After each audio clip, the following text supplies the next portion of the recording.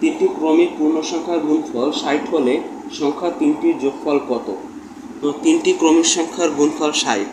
এখন কোন তিনটি সংখ্যা গুণ করলে পরপর তিনটি সংখ্যা গুণ করলে 60 হবে সেটা আমরা বের করব।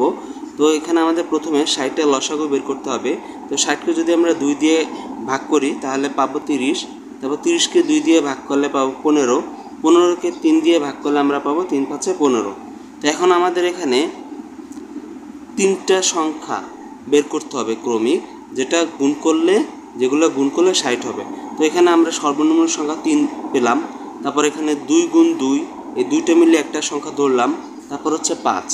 তাহলে এখানে আমরা সংখ্যা পেলাম 3 গুণ এই 2 × 2 = 4 গুণ হচ্ছে 5।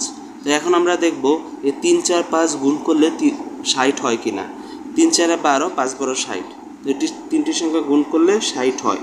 তো কিন্তু প্রশ্ন বলেছে এই তিনটি সংখ্যার যোগফল কত। তো তিনটি সংখ্যার যোগফল হবে 3 + 4 + 5 = হচ্ছে 4 × 3 = 7, 7, 5, 12।